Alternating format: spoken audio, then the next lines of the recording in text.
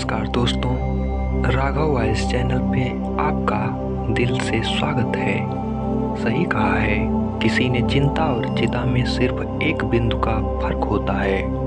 इस दुनिया में कुछ लोग बेवजह चिंता करते हैं, बिना किसी कारण ही अपने आप को और मन को परेशान करते रहते हैं। चिंता हमें बीमार करती है। आज की इस कहानी में हम सीखेंगे कि क्यों हमें बेवजह चिंता नहीं करनी चाहिए।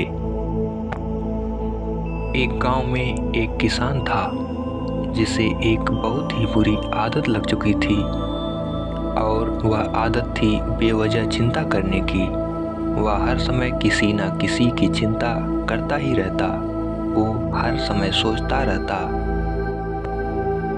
कि कहीं मेरे साथ कुछ गलत ना हो जाए, जबकि उसकी ज़िंदगी में अभी तक सब कुछ ठीक ही चल रहा था। उसके पास एक बड़ा सा खेत था जिसमें अच्छी खासी फसल हो जाती थी।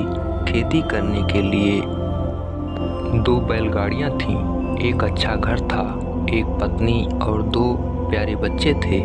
लेकिन फिर भी वो किसी न किसी अनहोनी के बारे में सोचकर बेवजह चिंता करता रहता।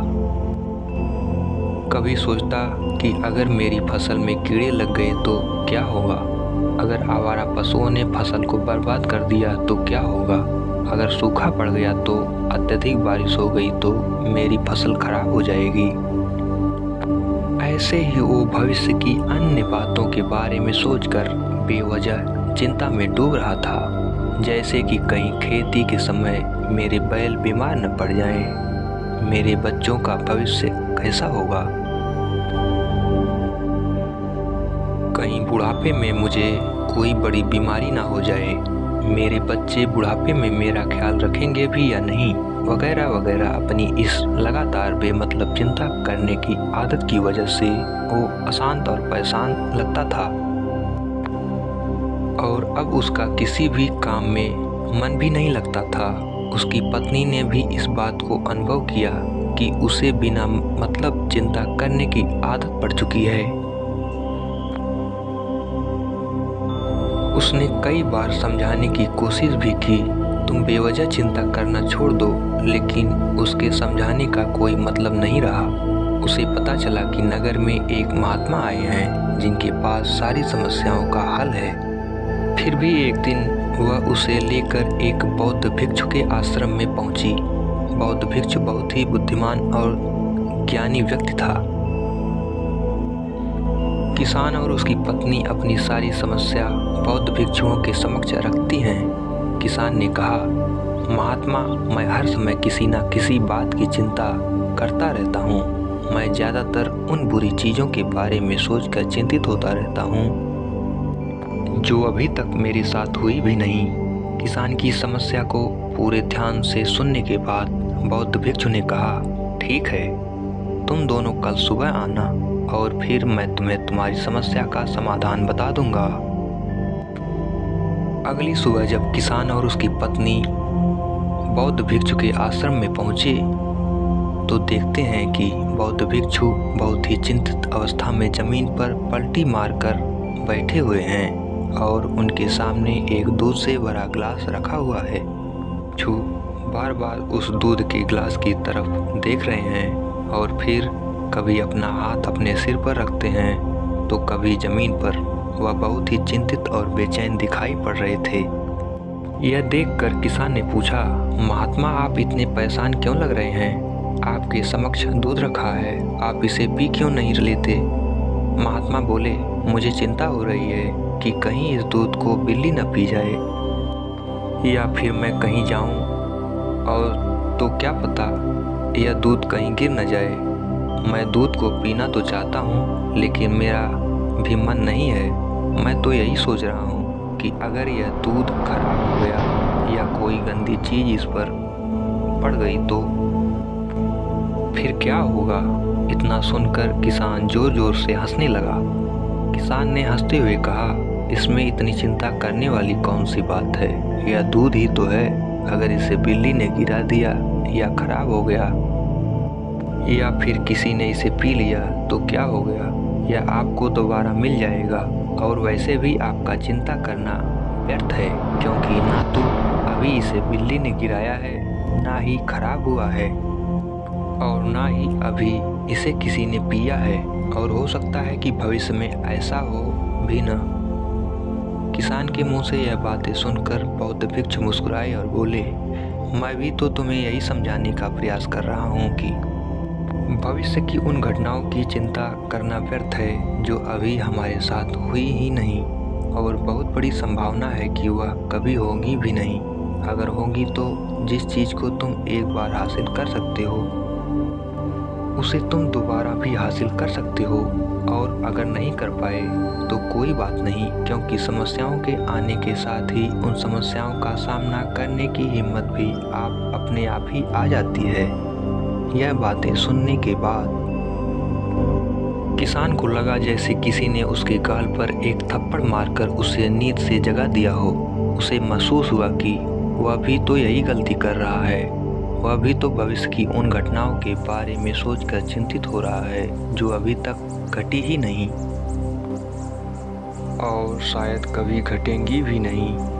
किसान और फिर बौद्ध भिक्षु के चरणों में गिर पड़ा और कहने लगा, इतनी आसानी से मेरी गलती का एहसास करवाने के लिए आपका बहुत बहुत धन्यवाद, और मैं आज से पूरा प्रयास करूँगा। मैं बेवजह चिंता करना बंद कर दूँगा। जापान में एक लोकप्रिय कहावत है, अगर तुम चलते रहो तो सिर्फ चलो, अगर तुम खा रहे हो तो सिर्फ खाओ, लेकिन एक समय में सिर्फ एक ही काम करो, चिंता ना करो। इस लोकप्रिय कहावत के अर्थ ने मुझे हैरान कर दिया, और सच कहूँ तो मुझे ऐसा लगता है कि कहावत के अर्थ में ही वो राज छुपा है जिसे अगर किसी ने अच्छे से समझ लिया और अपने जीवन में उतार लिया तो वो चिंता के बंधन से ही हमेशा हमेशा के लिए मुक्त हो जाएगा। इस कहावत के अर्थ के बारे में हम आगे बात करेंगे, लेकिन उससे पहले देखते हैं कि हमारे दिल दिमाग में इस तरह के विचार ज़्यादा चल रहे होते हैं। पहला, क्या मैंने यह बात सही से किया? दूसरा, क्या मैं इसे और बेहतर कर सकता था? तीसरा, इसका परिणाम क्या होगा? और चौथा, लोग मेरे और मेरे काम के बारे में क्या सोच रहे होंगे?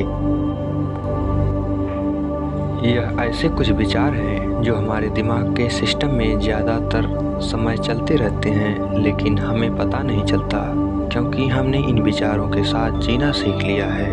और हमारा दिमाग काम भी ऐसे ही करता है कि अगर हमने इसे किसी काम को कई बार करवा लिया तो फिर ये उसे अपनी आदत बना लेता है, और फिर हमारे चाहे बिना भी उस काम को करने का प्रयास करता है।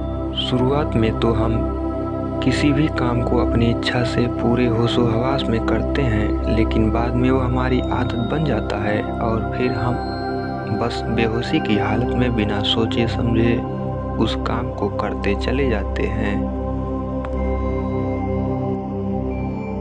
जब एक बच्चा छोटा होता है तब उसे पता नहीं होता कि चिंता क्या है, लेकिन जैसे ही वह बड़ा होता है माँ बाप कहना शुरू कर देते हैं, बेटे आपको होमवर्क करना है, आपको उसकी चिंता नहीं हो रही है, आपके एग्ज़ाम आने वाले हैं, आपको उसकी चिंता करनी चाहिए। और ऐसे ही न जाने कितनी सारी चीज़ों के लिए बच्चों के आसपास के लोग उसे चिंता करने के लिए कहते हैं, और वह छोटा बच्चा इस बात को मान लेता है। यह अच्छा किसी भी काम को करने के लिए हमें उसकी चिंता करनी पड़ जाती है, और फिर वह भी किसी काम की घटना के बारे में बार बार सोचने लगता है। शुरुआत में तो वह यह काम जानबूझकर करता है, लेकिन धीरे धीरे उसका मन इसे अपनी आदत बना लेता है, और फिर ना चाहते हुए भी उसका मन एक ही विचार के बारे में बार बार सोचता रहता है, और फिर वह अपनी पूरी जिंदगी चिंता के इस जाल में फंसकर रह जाता है।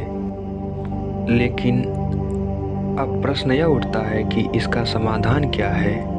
तो इसका समाधान ऊपर बताई गई जिन कहावत का अर्थ यानी जागरूकता में हमें अपने विचारों के प्रति जागरूक होना पड़ेगा। हमें थोड़ी देर रुककर इस बात पर ध्यान देना होगा कि कहीं हम ना चाहते हुए भी एक ही घटना के बारे में तो बार बार नहीं सोच रहे हैं। हमें पूरी जागरूकता के साथ यह देखने का प्रयास करना होगा कि पूरे दिन हमारे अंदर इस तरह के विचार उठते रहते हैं।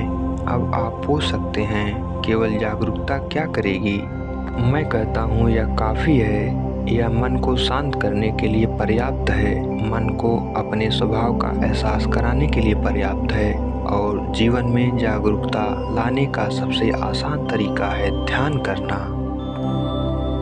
ध्यान करने के दौरान अपने विचारों पर ध्यान देना, और जब आप पूरी जागरूकता के साथ अपने विचारों पर ध्यान देना शुरू कर देंगे तब आप पाएंगे कि आपके मन में चलने वाले गैर जरूरी विचार एक एक करके अपने आप ही गायब होना शुरू हो जाएंगे और फिर आप एक आनंदित और शांत जीवन अनुभव कर पाएंगे। बाकी अगर ये कहानी आपको अच्छी लगी हो तो इस स्टोरी को अपने दोस्तों को ज़रूर शेयर करें और ऐसी कहानी सुनने के लिए राघव वॉइस चैनल को सब्सक्राइब करें। तब तक मिलते हैं हम आपसे ऐसे ही एक और प्रेरणादायक कहानी के साथ अगली बार। धन्यवाद। आपका दिन शुभ हो।